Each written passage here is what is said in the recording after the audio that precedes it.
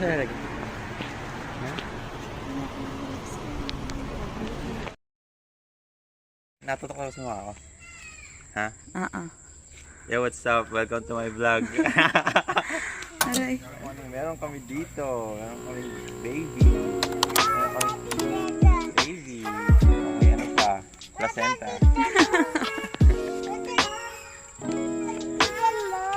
Sit down mo daw, daddy. Sit down? Ay. Hi guys. Hi guys. Ayan o, so dapat talaga pag i-vlog namin yung start nung pagkapanganak ng miss ko. Ito nga lang, medyo crowded kasi doon sa hospital. Medyo mahirap yung pinagdaanan namin doon. So, bali, simulan na natin yung vlog ng ito, yung ating vlog ngayon. And yeah, most probably, konti lang naman manonood sa inyo kung manonood. Pero syempre, memories na rin to. Ihari ko sa YouTube ko. So, why not? Coconut. Yung likod naman niya.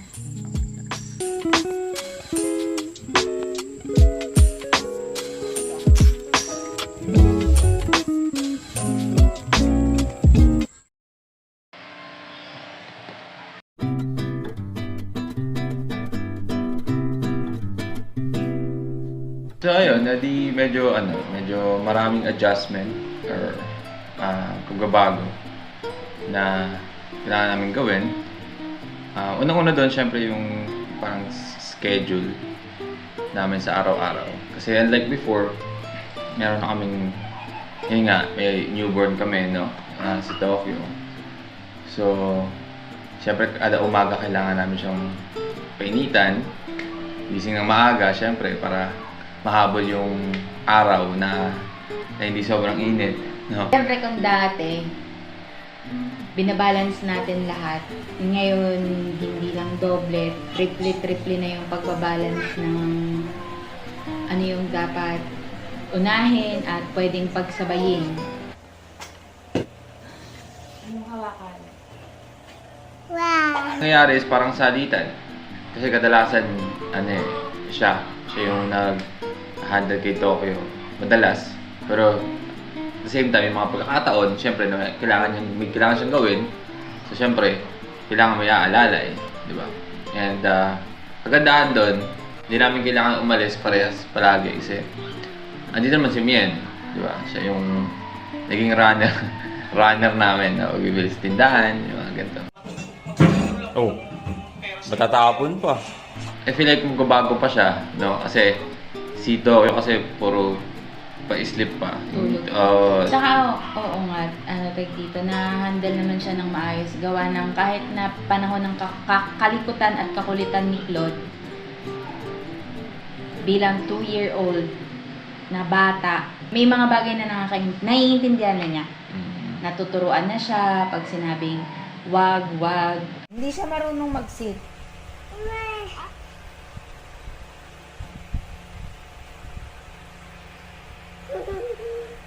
Tuwa kuya ka?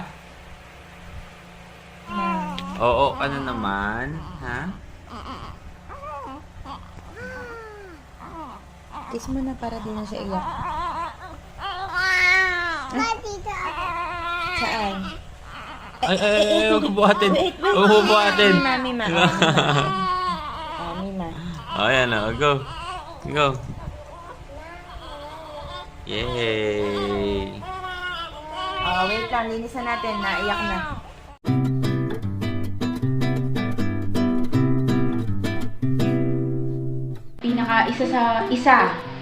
Sa akin isa sa pinakamahirap yung pag nandyan na yung baby na newborn, yung antok talaga nalalabanan mo talaga kasi nga yung ang tawag doon, oras ng pagtulog niya, hindi pa pareho sa atin. Yung body clock niya, hindi pa pareho sa atin. Kadalasan, yung bigla-bigla siya nigising mo madaling araw. Siyempre, kailangan lagi kang alert. Active siya sa madaling araw. Parang kailangan half sleep ka lang, di ba? Kasi, kaya pag umaga, ang mahirap, isa sa pinakamahirap doon is medyo patay ka eh. Kasi puyat na puyat ka. Tae yan? Tae ito. Ito. Yun nga, half sleep ka kapag ganyan yung alagaan mo. Tapos mahirap labanan kasi dyan mo mararamdaman yung ang bigat talaga ng mata mo, yung talukap, yung talagang Bigit ka na. grabe. Talaga yung antok. Ayun, so far, isa sa pinakamahirap na experience habang nandyan na yung newborn is yung paglaban ng antok. Paggising, ng alanganing oras. Ups. No.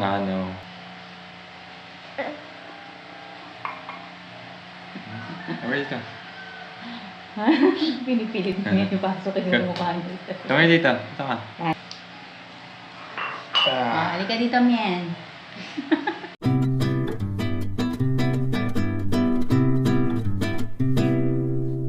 So, ayun, si Claude naman, no? Ayun, nabanggit na nga niya, nasa ano na si Claude, sa stage na sobrang kulit, no? Kailangan mo siyang aliwin ng aliwin, kasi pag hindi, men, magwawala to.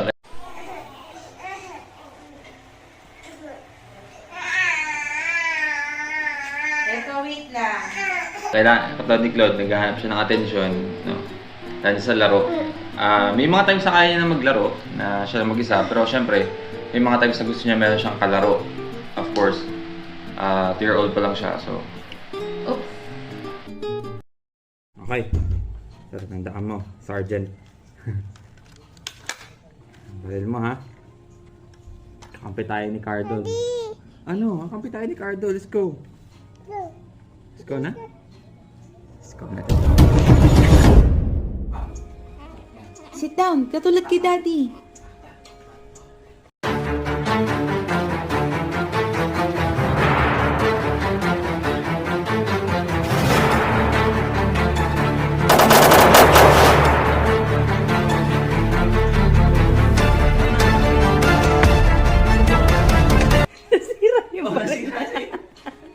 Nasira yung ano mo pa rin mo, isip mo, dali. Ang sakit ng tahi ko. Okay. Ayun.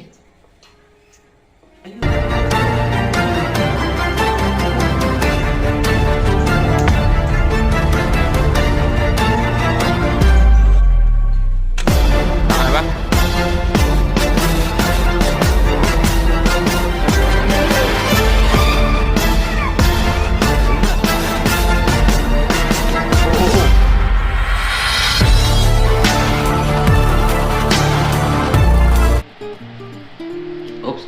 Oops. Huwag mong huwag mong sagiin. So far naman, no? So far parang hindi pa naman namin nakikita si Claude ng parang selos, no? Pag siguro pagdating lang sa pagdede, no? Oo. Saan nangyayari na magkabilaan sila, no? Si Claude may sarili siyang gusto niya sa kanya tong part na to. At kay Tokyo yung kabila, no? Uutusan ka niya. Ayun na nga, tapos pa nag-tantrum siya. Sobrang nagbawala talaga. Ayun. May mga bagay kasi na ginagawa sa bahay na hindi namin mautos kay Mien sa kanya, kay Claude. Kasi si Claude, may mga bagay siya na ginagawa na gusto niya kasama niya kami. Dance ka ulit. Yan. Anong ano yan? Buti music? Bibidyoan ka ni Daddy. Buti music, go! Yan o. Ah. Oh! Hey! Hey! Puro kamay! Ano pa yan? Kasi nga puro kami nga yung gumagalaw. Puro kamay na ba? Hey!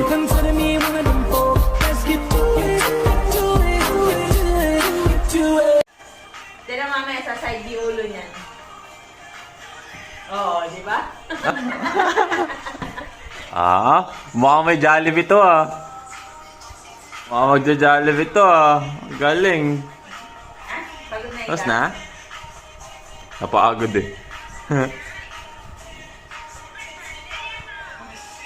di pa na pala tapos Jollibee na. Hey! Hindi pwedeng palaging si Mien. Si Mien yung mag-aalalay. Gusto niya, may ginagawa kami sa araw-araw or ginagawa niya sa araw-araw na dapat kami yung kasama niya. So, ayun. Siyempre, pag hindi nangyayari yun, nagwawala si Claude. Dance sila. Ah, dance din pala to. Wow.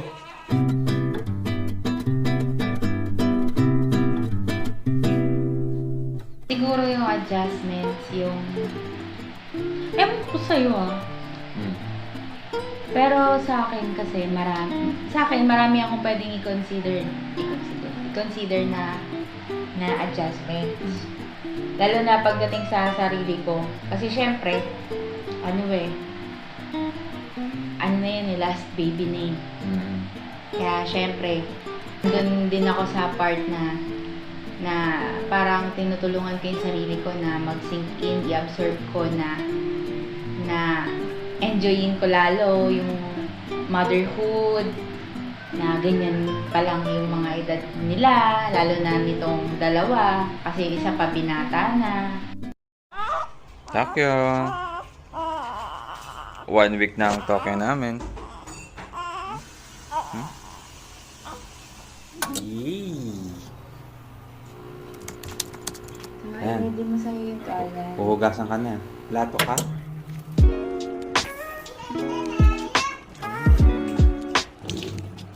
Patulo lang. Kulong.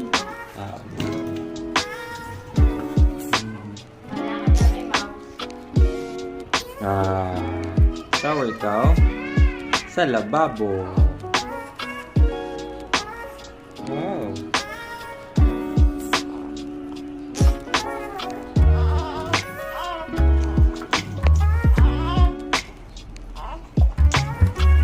Di ba babasahin yung katawan pa niya?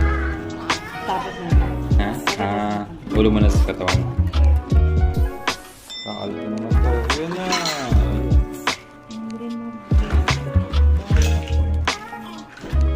Oh, ayos ka. Mamaya na maligo pa sa Tokyo.